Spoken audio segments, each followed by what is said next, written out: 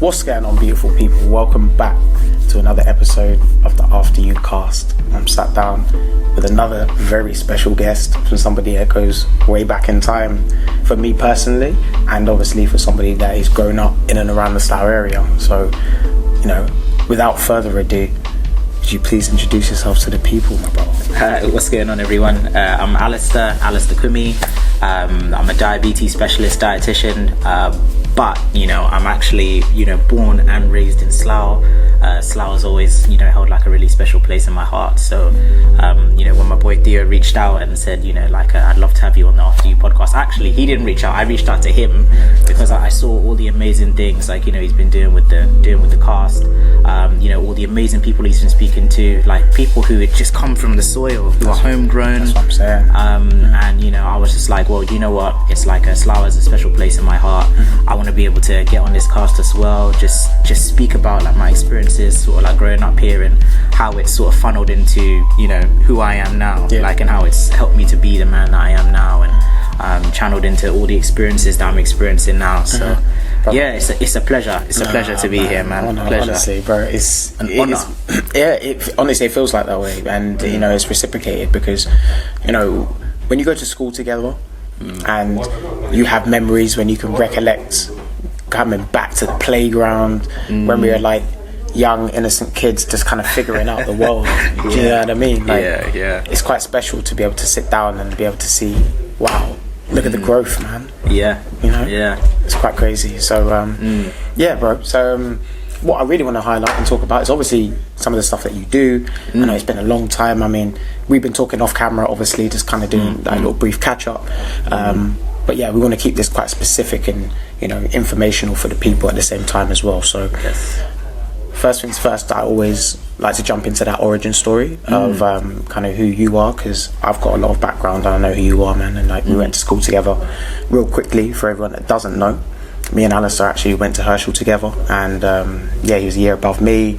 And him, shout out to Roberto, shout out to Naomi, shout out to Chris, Reese, that you guys in that year above me, because when I joined, it was just so nice having people that from your community and kind of help you blend into the school and understand what going on and just understand what was necessary and what our standard was. So I want to get into that origin story and just kind of highlight who you are as an individual and how you got into becoming a dietitian.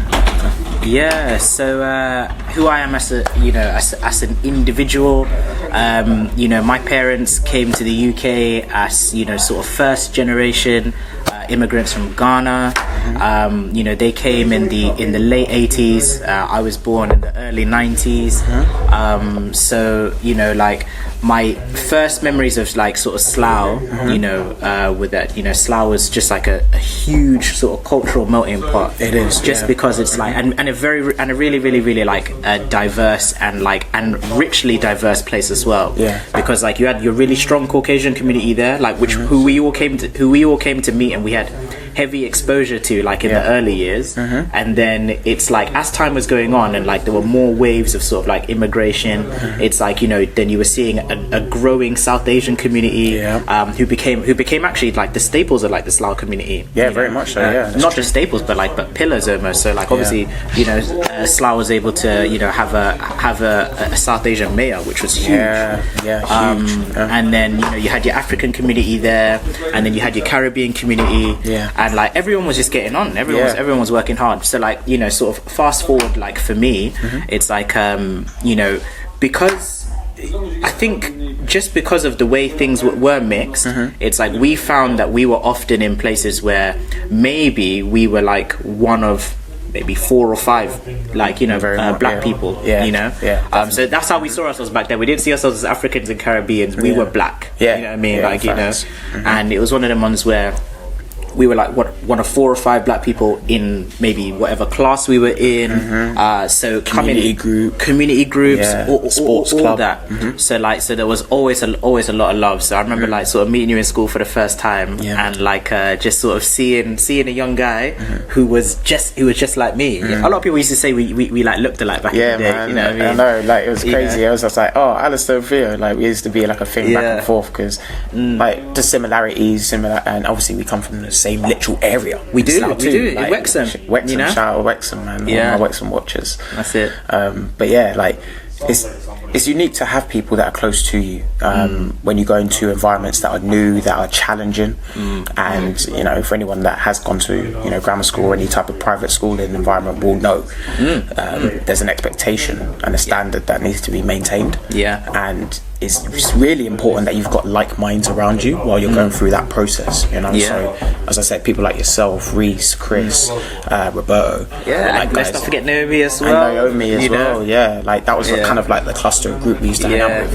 And even Jade as well. Shout out to Jade, who I haven't spoken to for a long time, and it's one of those situations where I think it's quite cool. Look fast forward and seeing just that transition and that experience of time, and a lot's happened since then, man. That's what I mean? So obviously after Herschel, what was the next kind of like steps then essentially that you took? Because I know that's where we kind of like separated. We didn't get to communicate as much. We went off and doing different things. But what was those next steps for you, like post Herschel? Oh, so coming towards the like final years of of Herschel Grammar School. So what year like 11, like and then 6th form onwards. I'd done a little bit of research as to sort of where my place was going to be in society, like what I was actually passionate about, like what was going to bring me that nice stable income sort of going forward. And I did, and I was always interested in sort of like the medical sciences, but I didn't quite want to be a doctor, just because I know with like doctors, like there's a lot of sort of like a general medical knowledge that you need to have, and then you need to be really, really strong in your sciences. So for all those A-level students, it's like you having to be really strong in like your science, maybe your math, maybe sort of physics and things like that as well. I just didn't have. I just wasn't that sort of interested in those sort of things. It wasn't the focus. No. But I did study food tech, which was obviously a bit funny at the time, because obviously food tech, people are, what people thought of as food tech was they just thought that you'd be there in that sort of food lab just sort of cooking, and that's all that was going on. But like, there was so much more. So like we were looking at the nutritional composition of certain foods. We were looking at the makeup of foods, how to cook certain foods, and we're looking at food for health, and that always hit me. So because that was like sort of deep in my soul, I was like, how can I take sort of something that I'm so passionate about, so like sort of food for health, how can I take that and move that forward and actually find my place in the world with that? So I was doing my research online, like nutritional medicine, is there room for that, or like nutritionist, is there room for that? And then I came across dietitians. I had no idea what they did. I had no idea what dietitians did. So I was doing a little bit of research, and like I sort of organized like a sort of study day or open day with it was with Surrey University, and they were taking us through what the dietetic program was. And we were learning at that stage that what dietitians were doing was they were taking sort of the scope of health, and looking at people who had sort of ailments or illnesses, where nutrition was actually going to play a really key part in bringing them back to health or maintaining their health. So for example, recoveries, and recovery. So if you think about like people with like diabetes, it's like nutrition plays a really huge role in people's outcomes in diabetes. And it's like at that particular time, even the knowledge about like how certain foods sort of affect people with diabetes wasn't even that great. It was still a growing evidence base. So I was like, there is room for me.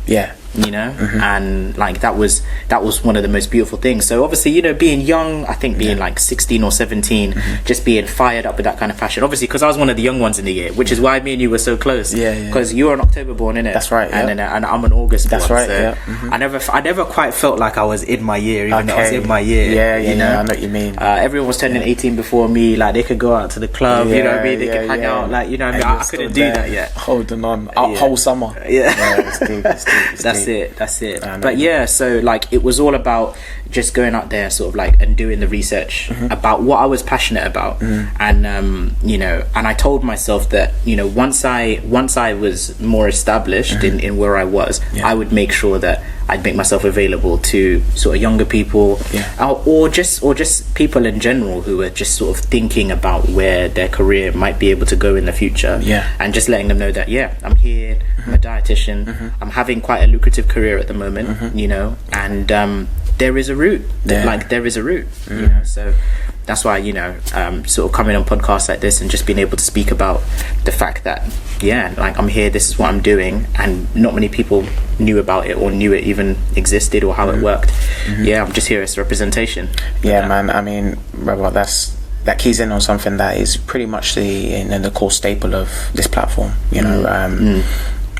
I always said that before I created this platform, I wanted it to be a space where you could begin to bridge some gaps between certain different communities, certain different backgrounds, and it goes back to something that you was talking about just a minute ago when you was mentioning about how often when you're a minority coming from where we come from, and some of the environments we've gone to, aka schooling, sport, and just cultural groups, we typically tend to be the ones that stand out, or we tend to be the minority in those groups as well. Before I created this, I knew, looking at the area, this is something that was severely lacking, an essence of documenting our stories and telling our stories of the people that are not only have come before us, but the ones that are currently here today, so that we don't just consistently have this historical energy attached to Slough, as opposed to more of a forward-moving, positive one. With that, you know, with that, because if we really look at the history, if anyone goes out there, does their homework on Slough, you'll find that we've had some of the most amazing intellectual thinkers. We've had incredible businesses that have been headquartered here.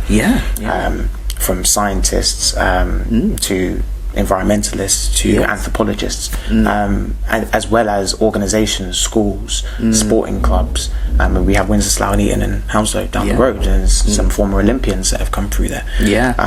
Like we truly have like quite an amazing array of people in general. I don't think we need to confine it into one area. I think that in general, we've definitely had that. However, I think in order for a specific area or a town to thrive, there needs to be a thriving art and culture community. I agree. You know, I agree. Because when you think about, you know, sort of society as a whole and how civilization moves forward, it's like, you know, you've got those sort of like, I don't know, 4 key areas.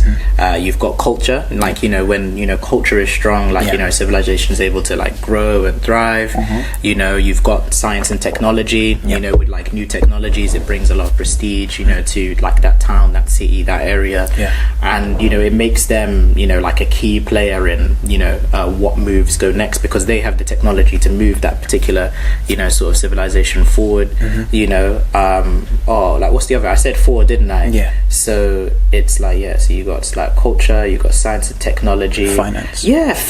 Finance is a huge one. Finance is a huge one, because obviously economy, you know, especially in, you know, this sort of economy now, like, you know, if you haven't got the, you know, sort of like the wheels, like, because that's what finance is the wheels to be able to get to where you need to get to a lot quicker, because finance can fund science and technology, can fund culture. That's right. You know what I mean? And then obviously, like, obviously when you're thinking of like on that sort of like national, international level, then you're thinking of like, you know, sort of like almost like domination, like you know, having, you know, sort of the aggressive power to be able to do what you want, intimidation, you know, being it, you know, like those are the sort of 4 sort of pillars of power. But, you know, culture, you know, just sort of stands above the rest, because you know, like I just think about us, like, you know, like how influenced we all were by like American culture growing up. You know what I mean? Crazy, yeah. And it wasn't until like, you know, like the UK was able to really like invest, you know, like through like Channel U, MTV Base, like, you know, we're able to like sort of channel our own, like, you know, sort of like energies and genres to like, you know, sort of, like prop up like, you know, the kind of artists that we have now. Like if you think about guys like Stormzy, you know what I mean, like he's still very much very much a grime guy, but there he is, he was at the Met Gala, you know what I mean, and that's UK culture sort of making its way forward. So culture is up there. I'm telling you, bro, like culture is, I think culture, most intelligent societies have always known that culture needs to be at the forefront of their society. It's just unfortunate that when it comes down to needs and musts, it does fall back slightly, because we're talking about health and science and you know, how things actually move and the tangible things. And I think culture and art is linked into some of the things that we don't see. So unfortunately, it's about the energy, the atmosphere you create, the kinds of music that you'd be willing to share, and even just general relationships between different communities. And that's one thing I'm quite proud to say, that I've come from Slough. And it's because when you grow up in Slough, it was like you said, we were all kind of thrown into this one big melting pot. It was. Whether you like it or not, I think over time that becomes kind of who you are.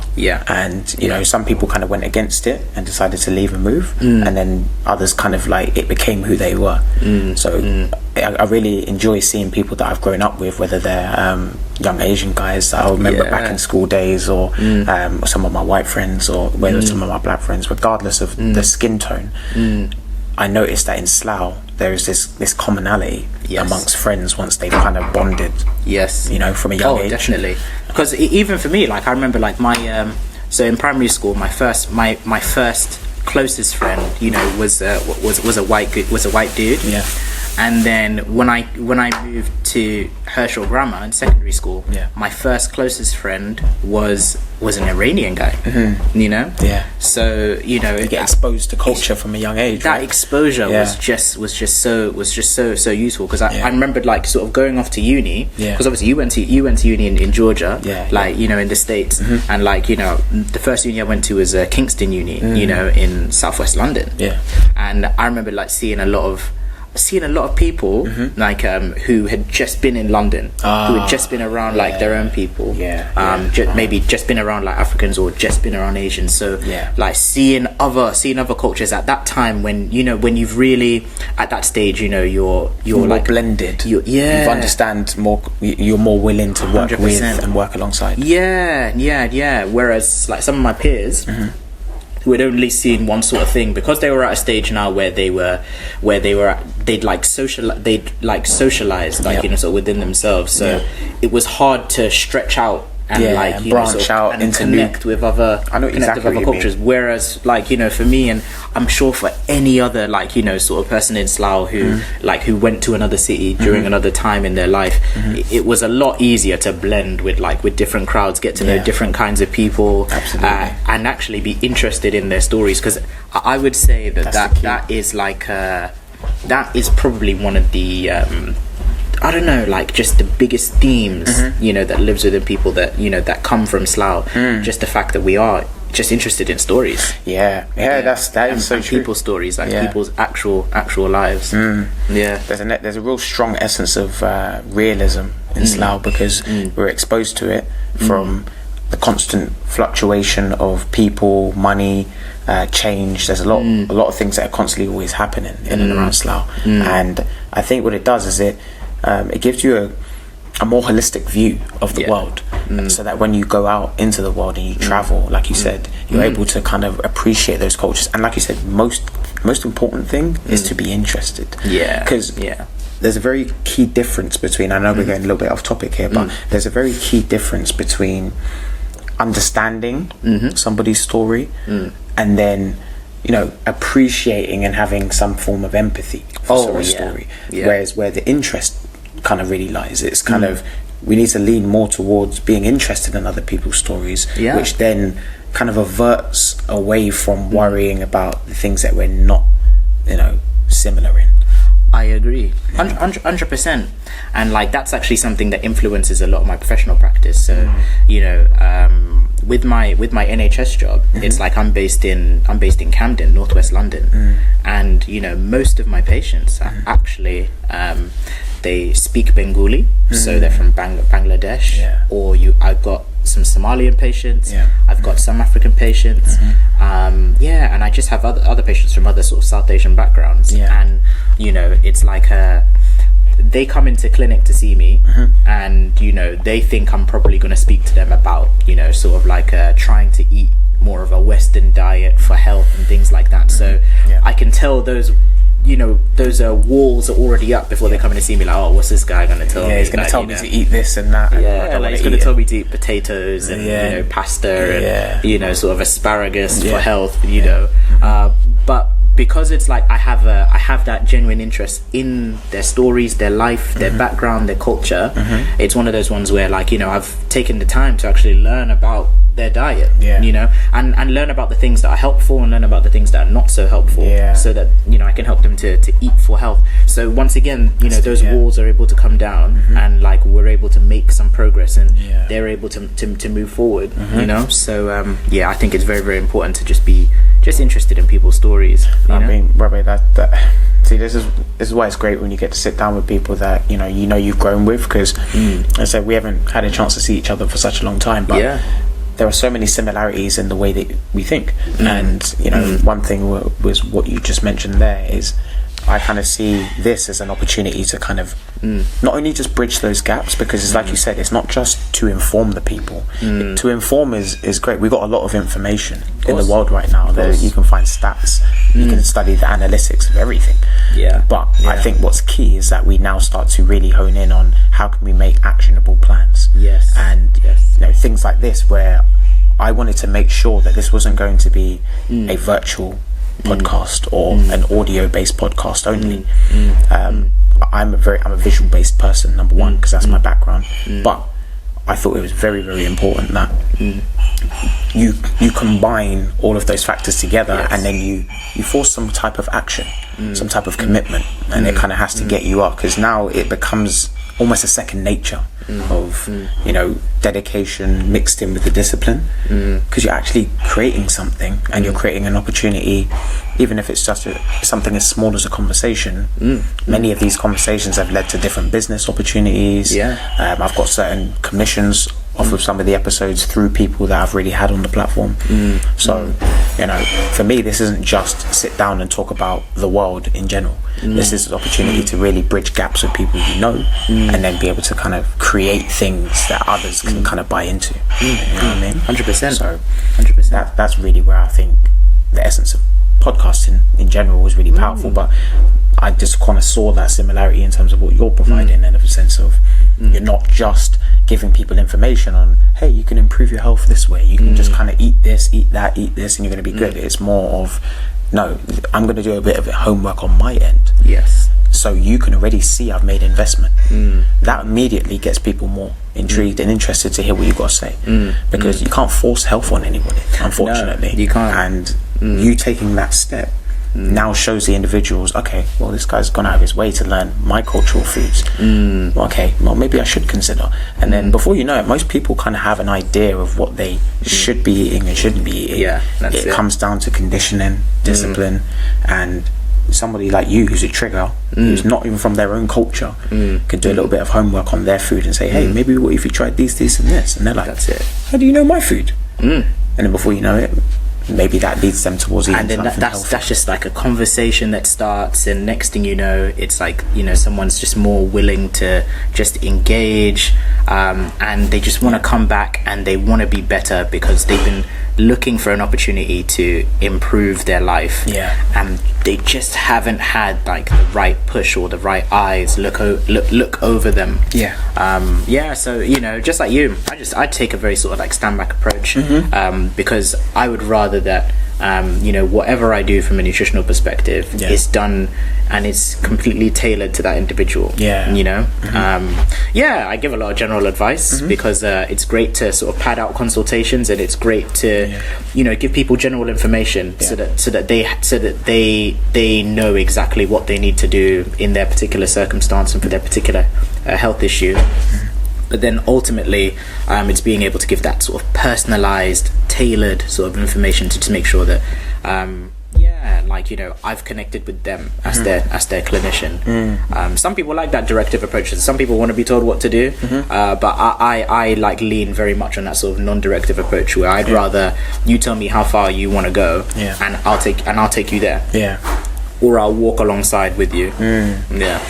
That's another great way of you know, leading, almost like leading by example, leading by you know, you're putting your best foot forward essentially when you come, and you're not just saying, hey, here's the information I've already learned and I'm gonna try to impress upon you. It's kind of like, let me sit down with you and kind of tailor an approach. And you know, it kind of makes me think of something in general society. I think we're starting to go away from general advice as a service. You know, companies that have a service of general advice are kind of, I wouldn't say dying out, but they're just becoming less and less important, because it can be automated. A lot of the information now that you need can be plugged into a database, some type of software, uploaded, downloaded on an app. Like a really good example of that, so it's like not even like healthcare or anything like that, is Uber. So it's like, you know, you put your coordinates on an app. You know, you tell the Uber itself where you want it to go. The driver comes. If he has a discussion with you or not, you know what I mean. That's up to you. You know, maybe it might affect his rating at the end of the journey. Maybe it might not. But you know, it's like, you know. But back in the day, you know, if you think about, like, you know, jumping in like a Hackney carriage, or just, you know, I can't even remember like the Slough phone number for, what was that famous taxi company? Viking in Slough. Viking cars. 501. Listen, 511, 511. I bet they're still going as well. I bet they are. You know, shout out Viking cars and that. Used to get me home from primary school back in the day. Boss man used to sort me out. But like you give those guys a call, and like, you know, like back then your like cabbie would actually speak to you, like they know the roads. You know what I mean? So, they know your family members. I remember some of them, they knew like my family and stuff. It's hilarious. But people aren't that like hot on that sort of thing anymore. It's like, and obviously like big tech has come in the way now, and you know, they've automated a way of helping us get from A to B. You know, without all the extras. It's just tap on an app and off you go. 100%. We got the streams of communication have become more automated. So it's almost like the services and products that we have to sell now are tailored. They're specified. They're bespoke. Because it's hard to just sell things that essentially are, you know, generic, or you feel like you can just replicate or get a bunch of it. But I think there's not an issue in that, but there's a challenge in that for creatives and people who actually create businesses, which is, you have to develop a personality and an identity first before I think that you can sell anything now. And people kind of need to get a feel and a gauge of who you are first. Let me see how consistent this guy is. Do you feel that gets in the way, like that gets in a lot of businesses' way? So like, you know, a lot of really good businesses with really good business plans and good business ideas, they feel like they can't quite launch because they don't have, let's just say, like a social media presence, or they don't have like, they don't have anyone you can really communicate with. Like, they're tendering a service, but they don't really have that sort of presence. So I can see that, but 100%. I mean, as an artist, as a creative, I've done a lot of different commissions for loads of different companies, from you know, top companies with big budget to startups with no money. And you know, it's quite interesting when you get to work on, see the range of how different companies operate. And you know, my summary of it is, what I've noticed from the companies who tend to make it or last the length of time, they really have a serious appreciation for the story, the identity, and the character of not just what they sell, but the employees, the working environment, Like they go into the nuanced details to create like a holistic package, and that kind of shines through. And then I've worked with other companies, so I won't obviously name any names, but some that are very just short, abrupt, to the point. You can see that they're happy to cut a corner here, just get that out quicker, just for the speed of efficiency. And I understand, because some people are trying to, you know, dot I's and cross T's. Yeah. But there needs to come a time within any business, and usually it's best to do it before you begin, which is to appreciate what you're creating, who's going to buy into it, who's going to be your audience, why should they listen to anything that you're doing first. And that's why with me I thought this was ideal as an artist and a creative already, to extend out and create this platform, because now people get to see me week in, week out. They get to see my mannerisms, they get to see the people I'm connected to, they get to see, and it's almost like you can kind of qualify yourself without having to shout about it. That's true. I can kind of allow the audience to kind of see the network and the people that I work with, and that kind of adds strength, and it works both ways. So other people can see, hey, okay, these are the kind of people they're connected to. Oh, no, they're serious. They're tuned in, and you know, they're willing to make that actual step to show people, this is who I am. This is the kind of things I'm passionate about. This is my attitude. This is my my direction. Yeah. But they don't let that overshadow what they're actually putting out, what they're trying to give to people. So it needs to kind of be that healthy balance of, here's what I'm actually trying to offer as a service, as a product. Of course, we're all trying to make money. We live in a capitalistic society. We're not stupid.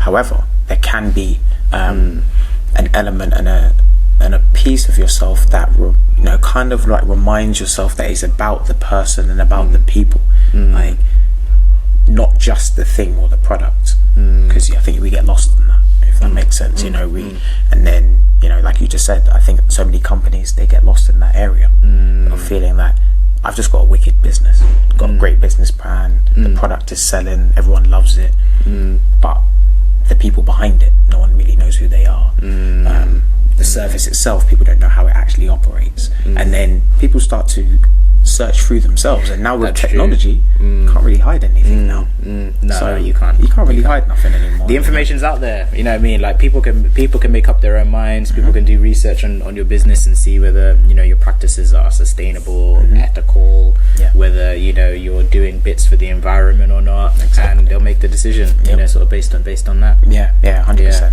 So obviously another cornerstone of the platform is bringing in individuals that diversify people's mindsets and their ways of thinking, in terms of, I really want people to walk away from watching any episodes or any of this content to be able to see examples and people who work in different fields, so that they can see, hey, this person's from where I'm from, but they're doing this, and then this person's doing that, and then over a period of time you get to see an overall network and start to, I wouldn't say less excuses, but just more opportunities. 100%. Maybe a bit of both, but it's that essence of, there are people out here in different fields, in different sectors, who can not only teach you how to get into these fields, but you may already have a passion or a skill for them.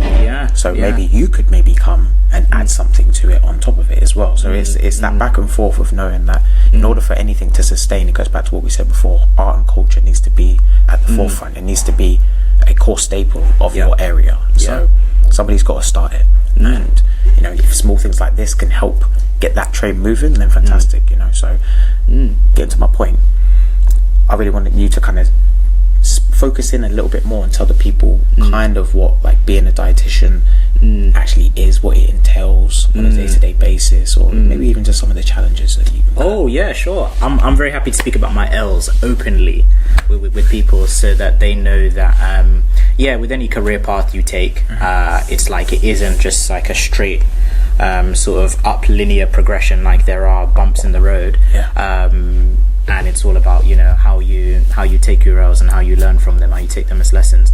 So getting into dietetics obviously meant, you know, being able to, you know, do like my sort of sciences at A level, and then progress press onwards. So the first L I took actually was that my A-levels weren't that strong, you know, sort of when jumping on. So so when I sort of finished my A-levels, what I needed to do was I took my insurance choice. So I was studying nutrition at Kingston at the beginning. Cool. And you know, during that time, it's like my focus just wasn't very strong, because I didn't really have a clear sort of plan or path for myself. I knew that, still figuring it out. Yeah. I wasn't 100% sure yet. Yeah, and you know, let's just remember as well, it's like you know, I was one of the youngest in the year. I was going off into the big wide world at the age of 18, with an idea that maybe one day I'll end up as a dietitian, but not quite, you know, sort of building, you know, or like, you know, putting down those solid steps so I could eventually get there. So you know, so I was in Kingston for about 2 years, and then, you know, it just got to a stage where, just because of my lack of focus, I actually had to drop out. I had to come out, and I had to think about, you know, how I was actually going to get to where I needed to get to. You know. So when I came back, I had an opportunity to work for a year. I think working is one of the best things. Getting a part-time job, or like a nice little job that you can do, whether it's alongside school or whether it's as part of a gap year before going into uni.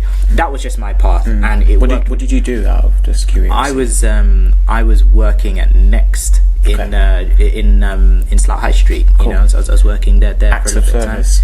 Yeah. I mean, just to add on to retail. your point, bro, just sorry to cut you real quick, but I was going to add as well, I think I've said this before, like, you know, when you work, whether it's from a young age or whatever, and you're getting started, when you work and do something that requires you to, you know, provide a service or provide your time, whether it's serving, waiting tables, doing something that is, you know, with your bare hands, and it's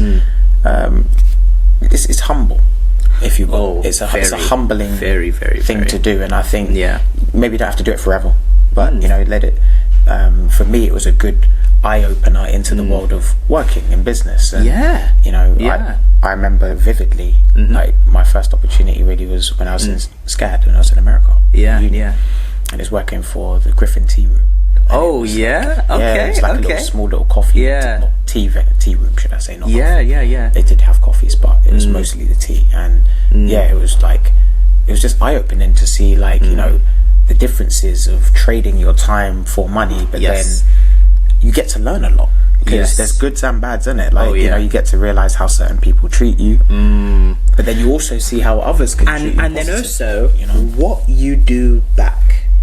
So when people come at you with aggro, rudeness, a little bit of volatility, how you handle that? Customer service. Do you take it personally and lash out and lose your professionalism, or do you take it on the chin and think of it as, well, at the end of the day, if people are upset, or if they're like mad or angry, are they angry at me, or are they angry at the business? Are they just angry in general? Bad day.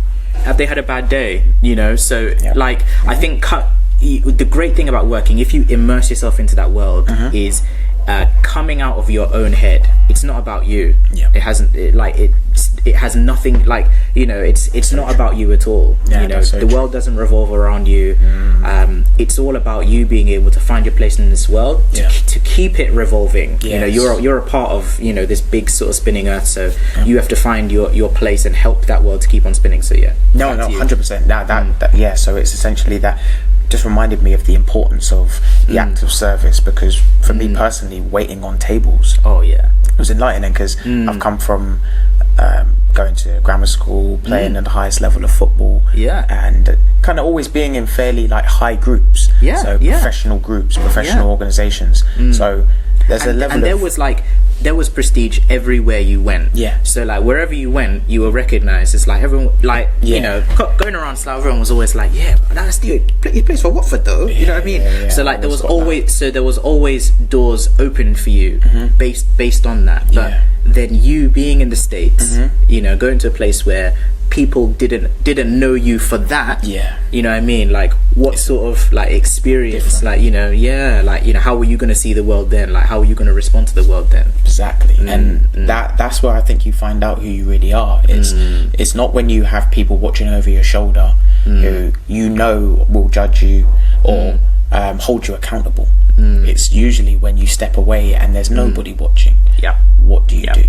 And that's where we find out where our true character lies. And, you know, I'm very proud of myself personally to be able to go and take that journey and still remain disciplined, to get my work done, still have fun, but then understand when it's important to, you know, see things out. And, you know, even like I said, taking the humbling task of working and acts of service. And it just creates who you are and builds your character. And there aren't really any no-go zones when it comes to finding out who you are. No. Like explore, like get out there, work all kinds of jobs, but take it seriously. You know, like you know, immerse yourself in the experience, take it seriously, and you know, you know, and I guess I was going to say have a vision, but sometimes a vision is not always there at the beginning, but it will come if you're open to it. I feel like if you're open to growing as an individual, if that is your actual goal, then you know, the universe, God, you know, however you see the world, like, you know, things will come your way and a path will soon open up, but you just have to immerse yourself into that experience. Like, don't do it passively. So that's why when I came back, you know, for that particular year, I was like, I can't be passive. Like, you know, I have to make it work for myself. And I was born to first generation parents as well, so it's one of them ones where my parents, you know, they see me sort of come back from uni, you know, so I didn't have a degree at first, and I'm back at home, there's no job, so, you know, they're just they're thinking to themselves, what's going on, like, what's the plan, you know, like, you know, your peers are moving ahead of you, you know, it's like, what is the plan for yourself? And I told them that, you know, ultimately the goal was gonna be to just make sure that that I was established, and I was established. What my path to becoming a dietitian was established. I knew I needed finance first. I knew I needed a bit of finance for myself in order to get that respect. You know, get that respect, have that freedom of movement, have that flexibility, and also to give me the discipline. You know what I mean, to move on with the course, because that's the thing. Without discipline, you know, all that vision, you know, and fire that you have, it's just wasted energy. 100%. You know, it's just like firing out of a cannon when you could be firing a laser and really hitting your target. So, you know, so when that particular year was done, what I did was I then applied for a foundation course at a university. So it was at the University of Hertfordshire. They had a really, really good foundation program, and in that foundation program, it allowed me to, you know, sort of do sort of like the level before level 4. So sort of level 4 is like, you know, your first year of university. So it's like the level before that. So just sort of where your A levels sit. So my A levels were good enough for me to be able to go on to that foundation course. And it was just a one year foundation course that allowed me to get onto a dietetic program in University of Hertfordshire. So so I was just about to turn 21, and I'd been accepted onto the dietetics program. Oh, fantastic! And it was incredible, because now I was on my path towards my goal. And the interesting thing about sort of nutrition and dietetics is at a professional level, it is actually a world that is dominated by women. Women, and actually women that fit more of a Caucasian aesthetic, actually, to like a black and Asian, a black or Asian, you know, sort of aesthetic. So, you know, why that is, I have no idea. So I was always factors. I was one of like 3 guys on the course. Like, you know, the whole course. I can imagine. How many people in the course? So I think there was, I believe it was like about sort of 20 per year. You know. So it's enough. To feel like wow. And like, you know, that was another thing as well. It's like, you know, being, you know, like one of like sort of 3 guys in my year. So like in the course, I think there were like 3 guys per year. Okay. But then you've got like 20. 20. Yeah, each group. So sort of like learning how to like, you know, sort of be social with women, and women who don't quite look like you either. Yeah. You know, sort of day by day, like, you know, that was an interesting, you know, it's a skill. It was an experience. It's an acquired skill. Yeah, no, definitely. And you know, the great thing about it as well is it just taught me not to take myself too seriously. To actually, you know, enjoy speaking to other people, and once again, immersing myself into other people's sort of stories, other people's experiences, just so I could get a different feel of the world, and actually be able to connect. Because I feel that, you know, when you're able to find common ground, you know, with people who do not look like you, or who haven't shared the same experiences as you, it makes your journey a lot more fun. Because what was the alternative for me? That like maybe I sort of shell up, sort of do my own thing, maybe, you know, sort of hook up with like, you know, just sort of other people like who look like me or talk like me, and sort of miss out on like the wealth of sort of knowledge and experience that like comes from people who are actually in, you know, my profession and in my class group. You know, like, you know, and I've studied alongside and worked with some phenomenal dietitians, you know, who were amazing dietitians, amazing women, and some men as well. But you know, and it's just because I allowed myself to be a part of that particular professional group. And if I don't make my stand, if I don't make myself known, then how will anyone else know that I'm also here? You know, I'm doing this. That's true. And that I love what I do, and that I'm trying to also make room, you know, for others to come, you know, to come through as well, who share your likeness. That's it. So that was basically like my journey into like sort of becoming like a dietitian. So you know, it was a 3-year course. Nice. Okay. And on that course, it's like there were placements every single year. So you were thrown into the actual role, you know, as a dietitian, and you know, and you were essentially real life experiences, like real life, you know. And being a dietitian, actually, a lot of people, you know, thought that, you know, including myself, like before getting on the program, that, you know, you become a dietitian, you learn about some of the great things about nutrition, and you know, you're sitting in clinics all day and speaking to people. Actually, dietetics in itself is actually very clinical.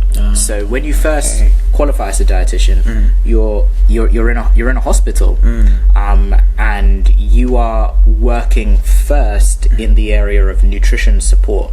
So people who are malnourished, you know, who maybe have had a road traffic accident and can't eat, so they have like a tube stuck through their nose, feeding into their stomach. So you need to be able to calculate their nutritional requirements, and you know, sort of feed them with these special nutritional sort of supplements, so that they can meet their requirements for growth, for recovery. That's it. So it's really, really, really clinical at the beginning. So so by being in the hospital environment at each stage, you know, sort of year by year, you're sort of learning different things that will be applicable to you at those particular years. So in your first year, you're learning a lot about nutrition support. In your second year, you're doing a bit more. So that's when you'll be maybe doing some of the specialist areas like pediatrics with children. Or you'll be doing a bit of diabetes. You may be doing like you know, sort of cancer nutrition and oncology. You know, so you'll be looking at some of those specialist areas. And in your third year, you are basically just being consolidated to be able to run. And often I'm sort of like, you know, asked, you know, by people who want to know, like, you know, what it means to be a dietitian, like what the difference between a dietitian and a nutritionist is. And obviously with a dietitian, you know, you're registered to a body. So, you know, kind of like how a doctor is registered to the General Medical Council, I'm registered to the Healthcare and Professionals Council. So, you know, I pay for, you know, a registration, and I have to abide by their code of terms. So if I practice outside of my scope and I give bad advice, someone can search my name up, And they can- you know, HCPC register, they can complain about me, and if I'm not careful, I can be struck off. So Theo, this is why pressure. you don't see a lot of dietitians on Instagram. You don't see a lot of dietitians, like, you know, sort of doing YouTube and other things like that. But you see a lot of nutritionists. We see a lot of nutritionists because They can talk openly Yes. about nutrition without any fear of reprimand. That's Yeah, it. That's I get it. you. And there isn't, and you know, no one. Well, there is a nutritional body in the UK as well, so there are registered nutritionists. So they also have to abide by the same codes of conduct. Okay. But the slight difference between nutritionists and dietitians is that dietitians will give advice for health conditions. So we've been given that particular training. So you know, we specialize in an area of an area of illness, and we give that specific advice. So I'm a diabetes specialist dietitian. So you know, I give people nutritional advice. You know, for diabetes, kidney disease, other things like that, because I have that knowledge and skill set behind me. Yeah. So when I'm giving them nutritional advice, I'm taking into account all their biochemical data. I'm able to like read their blood report, and I know I have a good idea of what sort of foods or nutrition they're going to need to be able to, you know, recover based on get their well. condition, of course, and maintain their health. Whereas with nutrition, it's you're not always given access, because that's not the area that you're in. So you'll see a lot of nutritionists go into sport, you know, go into sort of general nutrition, which is also a really highly respected field. But that's just sort of like the slight difference. So you know, so dietitians will have a little bit of a chip on their shoulder, you know what I mean? Because you guys have actually gone and done like because the thing is, it's like the best person to advise you. Sorry, I'm biased. Of course, it is a dietitian, because it's like they have that solid evidence base behind them. We're constantly tied to, like, you know, the evidence base, and you know, and the research that's coming out, so we can be best placed to give you the best advice, because we know if we give you wrong advice, it doesn't bode well for us. We know it doesn't bode well for us. So we hold ourselves to that high account to give people the best possible advice. Which means a lot of dietitians are not very forthcoming with moving out into that private sphere. Because, you know, there's so much work in the NHS as it is already. So it's like we're almost inundated with the work that we're doing. I get you. So it doesn't make like financial sense or even much sense sometimes. But I would say that actually, you know, there is it can be very financially lucrative, sort of going into the private spheres. But you just have to be clever about how you do it, and take time to do your research. Like for me, this is my first year of private business.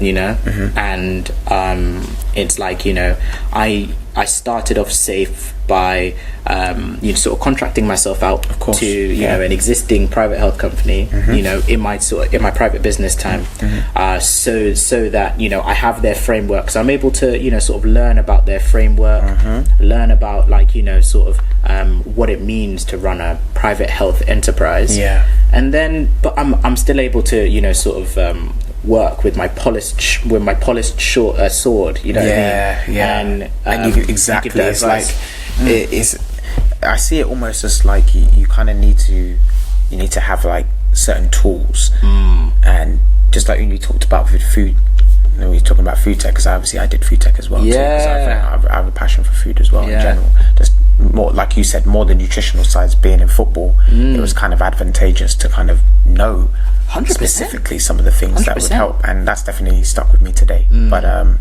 like it's kind of like, I look at it, imagine you're a chef, and you know, you've got your knife set. No chef wants a blunt knife to operate with, and it may still get the job done. But I kind of see that kind of difference between the two, as you've kind of explained it. It's a case of nutrition is much more of a vague conversation, and it can kind of apply to multitude of people, groups of people, whereas it seems like with dietitians, it seems like very much more like surgical. much more precise and lasered in focus of exactly this is what is exactly going to work for you. And I think it's important to begin there because it's the foundational science of things, and I think there's too much experimental sciences out in the, right now. I think too many people challenging things and that have been researched and have been backed by not just top scientists and doctors, but intellects, governing bodies, mass groups of people for generations. And I think now we're stepping into this phase of experimental science. And so what you do, I very much really appreciate, because I think it's about knowing exactly the foundation of what you create. That's it. And then knowing where to use those tools, as opposed to I'm just going to learn about it because I have a passion, without actually exploring the detail. Like for me to say I want to be a photographer, but then all I can do is use this one camera to take pictures. That's it. It's like, no, you've got to know how to take pictures with anything. That is accessible to you. Exactly. And the thing is, that is it's a very niche and specialist area, because you can go into very, very specialist areas of photography as well. Absolutely. You know what I mean? It's like there's no one general photographer. No, there isn't. Like like a lot of people can come and pick up a camera and say, yeah, I'm a photographer, but actually, it's like even photography, like there is a science and there is an art to it. You know what I mean? That has to be respected. 100%. So like what I don't want people to get the wrong message that that being a nutritionist means that you're not on the same tier as a dietitian. Because the thing is, with nutritionists, I would say that nutritionists are actually the ones who are driving the whole sort of sphere and atmosphere of public health nutrition, to the world. So they're the ones actually, doing the work, like driving the work and social media, because they're on social media. They're everywhere. They're in your gym, giving out meal plans and giving out advice.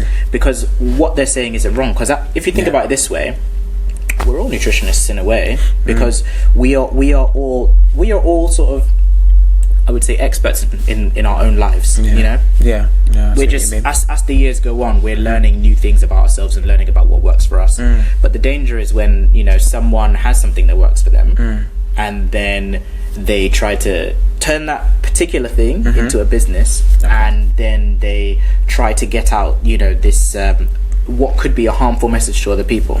For example, there are some people who have looked at things like the keto diet, and they've been like, and the thing is, the foundations of the keto diet is actually having really, really, really low to little carb, protein, a high protein, and actually quite a bit of fat as well, because that can help you in the long term as you're especially cutting down those carbohydrate reserves. In the long term, it can help you to burn fat. It can burn fat. That's it. And because you go into that state of ketosis, because your body is burning an alternative fuel source, but you have just enough energy to keep you, let's just say, at a safe level long term. But what a dietitian will tell you is that kind of diet isn't safe for everybody. So there are people with type 1 diabetes where if they were to go into ketosis and go on a keto diet, it would kill them. And ketosis is dangerous for them. Or someone who has kidney disease, once again, that would kill them. And that's and because we have that kind of knowledge, we can give people that kind of advice. And there are even some people who are even in good states of health where maybe that diet wouldn't be appropriate. So what I would do is I would take a look at your full nutritional profile, your full health profile, and then give you advice based on exactly what you need to do. So maybe maybe we will do like a low carb, higher protein, and we'll be careful with fat. And then another thing about the keto diet as well, because of the kind of fat that people are doing, so you'll see people like sort of frying bacon in like butter, and they're like having an avocado with it and being like I'm on this keto thing. But the thing about that is, you'll take a look at that person's blood results, maybe in about like 6 months or 9 months time. You'll take a look at their cholesterol levels, and you'll see that their cholesterol levels have gone through the roof. That's another thing you don't think of. That's the invisible killer. Invisible. And all you need to do is give it 10 years without raised cholesterol, and your heart attack risk has gone from what was maybe a low sort of 5 to 7% to being a 65 to 70% chance that you will definitely have a heart attack. Within the next, whether it's 10 10, whether it's 7 years, whether it's 5 years.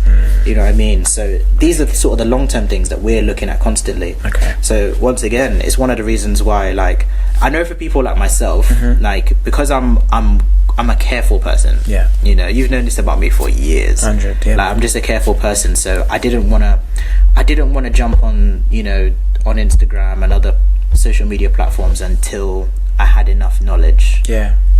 And I was comfortable enough in my particular area, which is why I specialized in diabetes, because it's a huge passion area of mine. Yeah. And if you think about the African and Caribbean community, we are huge. almost disproportionately affected by diabetes, heart attacks, stroke. It's crazy. Like, because there isn't enough knowledge about, like, even our foods. Yeah. You know what I mean? Yeah. Like, and how we can eat our own foods for health. Yeah. You know what I mean? So that's why I'm here. That's why I'm in this space now. Well, bro, I mean, that leads me on to, you know, the next question that obviously I wanted to get into, which was quite specifically tied in and around what you just mentioned, which is in the African and the Caribbean communities.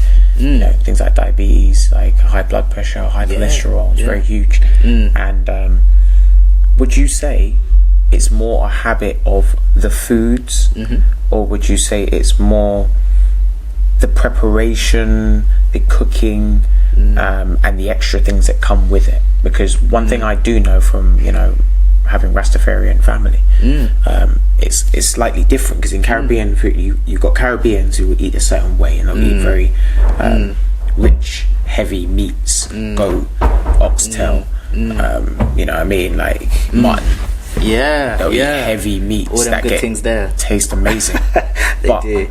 It's the consistency of having them, and I always looked at, and you know, one thing that triggered me when I realised was curry goat. And you obviously, anyone who knows this, who's had curry goat, all my yard people out there will know, and even a lot of the Africans too. You guys will know this from probably rice. Yeah. You know when food goes cold and you see the build up of oil? Yes.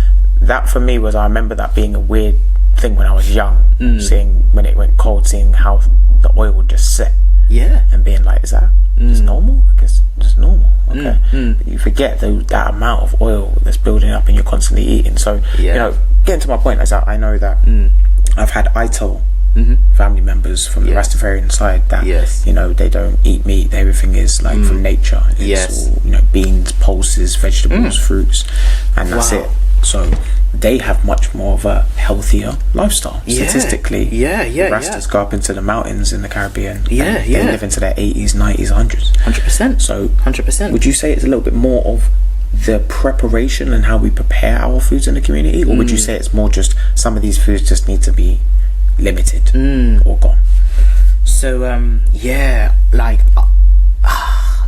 preparation is definitely a key thing, and one of the things that we're seeing more now, so the evidence is actually just backing up the fact that having, you know, more plant-based protein in the diet is just a win for long-term health. I'm talking long-term limited prevalence of, like, you know, debilitating heart conditions like heart attacks, stroke, like kidney disease, all that sort of stuff. Even keeping your weight nice and stable as well, because when you think about like beans and lentils, you know, like fruits, veg, they're all really low in calories. That's true. No, they're actually really, really, really low in calories, and they're so high in fiber, so they keep your gut nice and healthy and things like that as well. Like you know, so preparation is definitely like one of the biggest things. Like, you know, in the African community, the Caribbean community, and even the Asian community as well, like how often we have certain foods is one of the things as well. There are genetic links too, though, so you know, me and you, as we sit here, you know, just because of like the color of our skin and the genetic profiles we have that, let's just say 25% risk of developing type 2 diabetes later on in life, because we carry those genes for being resistant to our own body's insulin, which just means that as time goes on, because as you get older and older and older in life anyway, that insulin resistance is coming. So interesting fact, if we all live to 120, we'd all have type 2 diabetes, you know. But then like, you know, but when you're like sort of black or South Asian or Latin American, actually that risk is up a little bit. So it means that, you know, there's a 25%, 1 in 4 of us, you know, when we get to our 50s, we'll probably have type 2 diabetes we haven't done it. We haven't done it to ourselves. Like it's just there sitting in the genes. Okay. But then obviously, you know, that food plays a part as well. So like, you know, like how much food we eat, how big we get, you know, how unfit we become as time goes on, will definitely play into all of that as well. Okay. So it's taking food at one side of it, physical activity on the other side of it as well. So staying fit through life is so important. Yeah. Because it can be so taboo, like, you know, for dietitians, like, you know, and even nutritionists, like, you know, when they're speaking to patients in clinic, and, you know, people are telling them that, like, especially people who carry a little more excess weight. Yeah. Like, the lack of physical activity that can happen, you know, as time goes on, like, it's quite shocking. Yeah. You know, the fact that some people are probably getting, let's just say, 5 to 10 minutes of actual physical activity, if they really clock it, you know what I mean, over the course of like their week, you know, like that really does you know, sort of it really does like have an impact. And for a lot of people, like, it's not their fault. Like, you're thinking about their working schedules, their sleeping schedules, things like that. But ultimately, you know, how they're eating on top of that is another thing. Okay. So, you know, in Africa, like, you know, when you're eating things like jollof rice in West Africa, you know, and then you're having that with like some plantain on the side that's been fried. You know what I mean? And then you're having that with the like palm oils. Cooking. And then, like, you know, you've got like 2 or 3, like, you know, chicken thighs with the skin on that have also been fried as well. Like, it's a big hit for like the body to take. And the thing is, back in the day, so like historically, that sort of meal would have been served to someone who was going to have that first thing in the morning and then go and work on the farm all day, or go fishing all day, or climb up a mountain, you know, to go and collect some resources and bring that back. So those calories were warranted. You needed that to go and do sense. that. And this is where culture comes in, because culture and diet go hand in hand. Because think about it this way, like, our great grandfathers were eating that way for a specific purpose.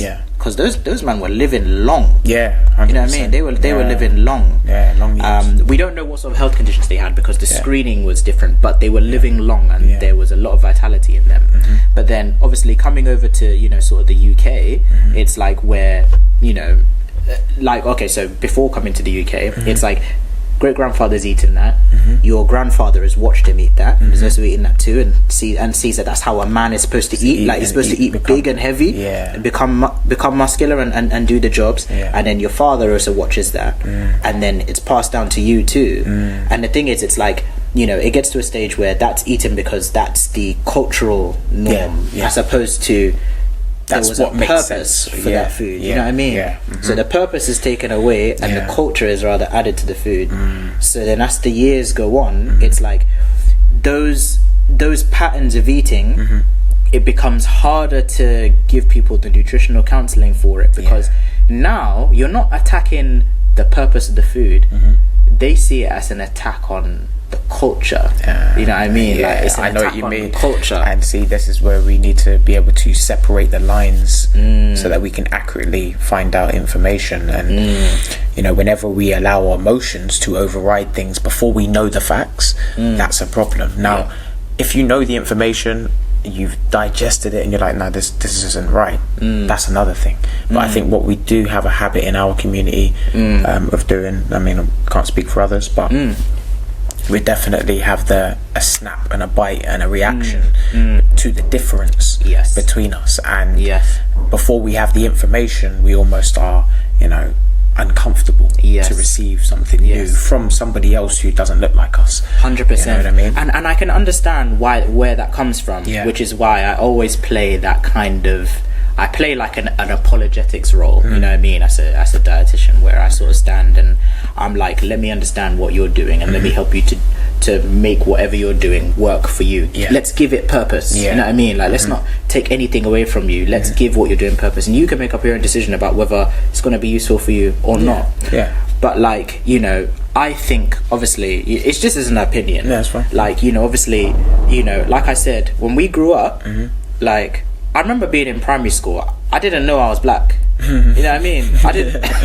I was like running around like with white kids, running around with like Asian kids. Yeah. I didn't know I was black. I just thought I was a kid. Yeah, you know. Yeah, I see what you mean. And it's like, you know, when you're finally exposed to those almost like racial disparities, you know, then now you kind of have something to defend. Yeah. Like a cultural identity to defend. Yeah. So, you know, I know Pride gets in the way. Pride, that's it. So a lot of us, like, you know, like from Caribbean and African backgrounds, we just want to defend our cultural identity. We don't want it taken away from us, you know, because yes, you know, we're living in the UK where me and you are UK born and bred. So it's like there is a Britishness to us, you know what I mean? Yeah, it's different. But we also know that, like, you know, you come from like a Rastafarian background, you know what I mean? I come from a West African background, so it's one of the ones where it's like there's that side of our identity as well that you know we're trying to preserve and hold on to, so that we can give that, you know, to our youngers when they come through. That's it. You know what I mean? That's so true. And so it's like it's just being careful about like how we address culture going forward, and help people to use culture in a useful way, which is why this podcast is brilliant. So obviously we're using, like, you know, we're tapping into the culture and helping people to think about the culture in a more useful way, in a way that's going to benefit and you know, and bless people ultimately. 100%. Well, as we come to the conclusion of the convo, because what I would like to do, preferably, because there's so much for us to catch up on, it's not really ideal for us to do it in one episode. I would like for us to kind of get you back on here very soon, because one, I've obviously got Mind Emotions, which I think some of the health related things could be really applicable to the mental side. But as we conclude our conversation, can we round this off by one, getting you to kind of discuss and talk about exactly what you're working on at the moment, so people can get in touch with you? Yes. And then also highlight a word of wisdom, or a couple of words of wisdom that could potentially give to, you know, the next young kids out there that are looking to kind of build themselves up, or who are interested in diet and nutrition, and maybe like, how can I kind of get my way into that? So I guess sort of number one, you were speaking about actually repeat what was number one? So essentially, I want you to highlight something in essentially you have been able to see, as in terms of a difference, or I would say not even a difference, I'd say essentially like a skill or an area that you've been able to highlight throughout what you've built, and how somebody can maybe learn from that. Another young person who looks like you, another 11, 12, 13-year-old who's maybe like, how do I get into that? Like, I'm passionate about it. And then the last thing would be, you know, just some words of wisdom to give to that individual. So if I'm to round off, stay curious, do your research, don't be afraid to reach out, you know, to people who are in the industry. Pop them an email. If they're working in the NHS, then you are definitely gonna be able to you're definitely gonna be able to reach out to them. So for, you know, I know for young people, you know, who live in Slough, who want to know what dietitians do, you can pop me an email that I can sort of forward on to you know, sort of my line managers in the NHS, who can organise sort of shadowing days and things like that.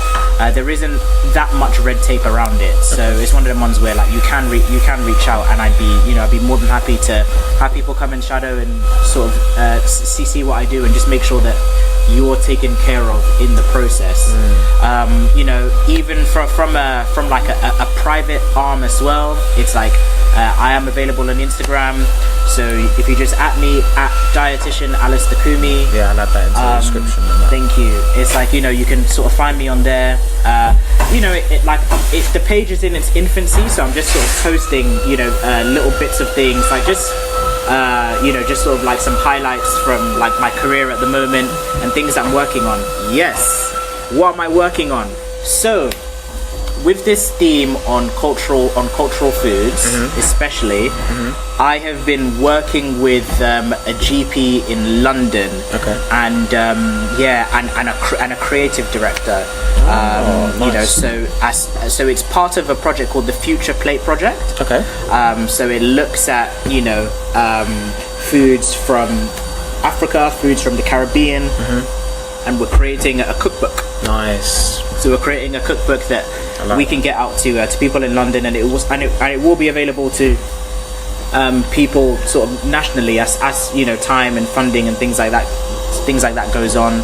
But at this stage it's being launched within London, just to because often when people are thinking about improving their health, improving their life, and they think about their own cultural foods, there isn't much direction as to, okay, so what foods can I eat for health, what foods can I eat to improve my health, lose weight, things like that. So that's currently in development. So hopefully before the end of the year you will actually see an example of that. Okay. And then I'm also doing work with another doctor overseas in Nigeria. So we're also looking at sort of optimizing sort of healthcare and nutrition for for people in Africa as well. Okay.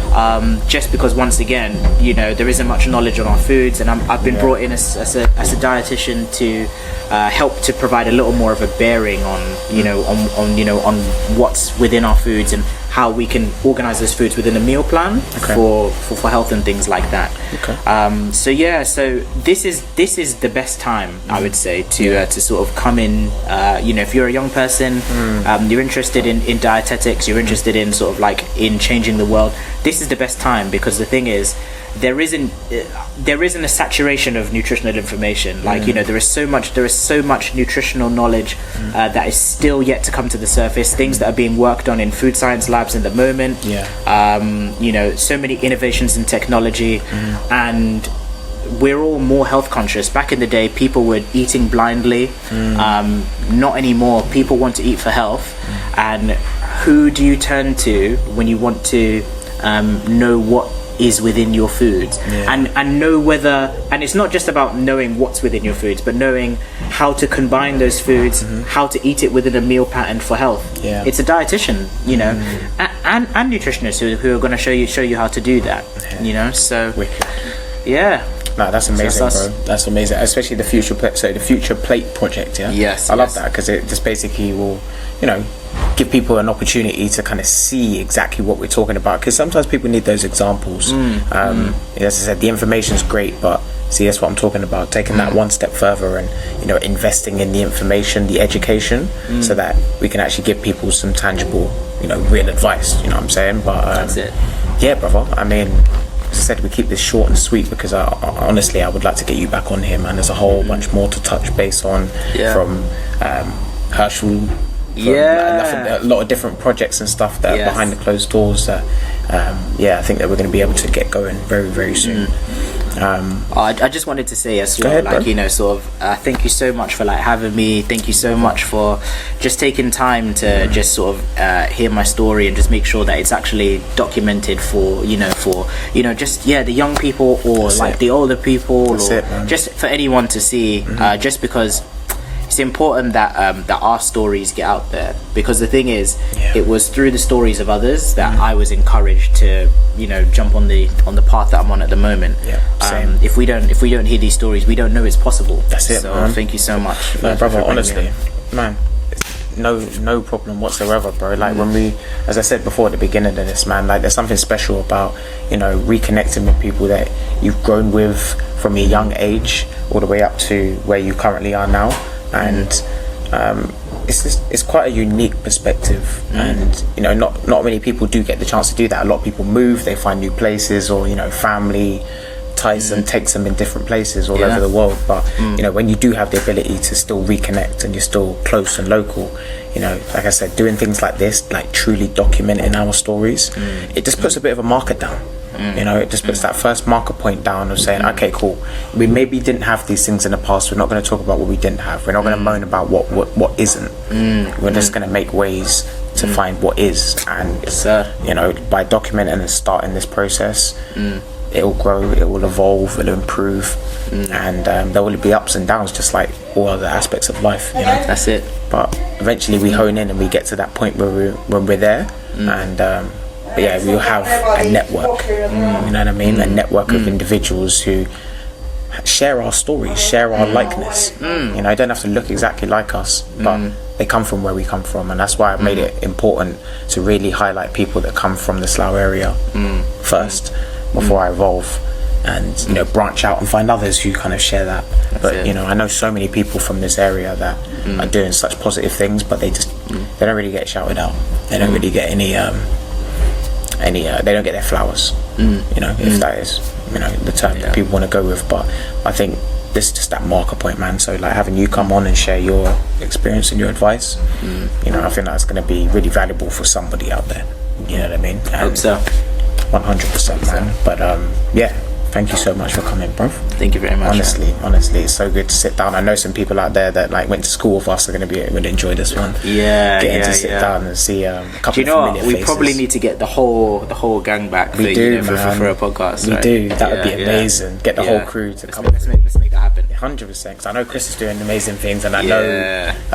Do you know what? Chris helped me out in uni. So like when I was in Kingston, like I said, like, you know, sorry to sort of go on. It's go on. I was I got to be the ACS president while I was up there. So I was the president of the Afro-Caribbean Society. So I was doing some big boy things, you know, like holding parties and all sorts of stuff. And it was actually Chris. I reached out to him because obviously Chris has always been always been upper echelon with graphic design. He's elite, So like he designed our ACS logo that year. You know what I mean? I reached out to him and like he designed our logo. That's lit. He designed like, you know, a couple other sort of like projects for us as well. Okay. So yeah, like, you know, Chris is just he's upper echelon when it comes to that sort of thing. I've been watching. I see the stuff he does online, man. It's like it's heavy. But yeah, man, it's so cool. Like, you know, what, 13, 14, 15 years later, you know, we can reconnect, and what's great about it now is that we're in positions to actually create things and provide opportunities for others, that they can actually see some light at the end of the tunnel. Where it's just like, okay, cool, I see these guys doing this, I see these girls doing that, I can actually get involved in that, and it makes you want to be a part of it, you know. So you know, just start small and we just keep building those building blocks, man, you know 100%. What I'm saying? But the wonderful Alistair, man, like, these days go back. Please go get in contact with my guy. I'll put all of the links and stuff in the description where you can find him, and you'll definitely see him again back on here, man. Got a lot more to get into, more to talk about, but yeah, guys, I hope that anyone was watching this was able to take away and pull away some bits of information when it comes to diet and nutrition and maybe some of the differences. And yeah, if it's something that you're passionate about and you want to reach out, feel free to hit up my guy. And yeah, we will catch you on the next episode. Thank you. Peace and love.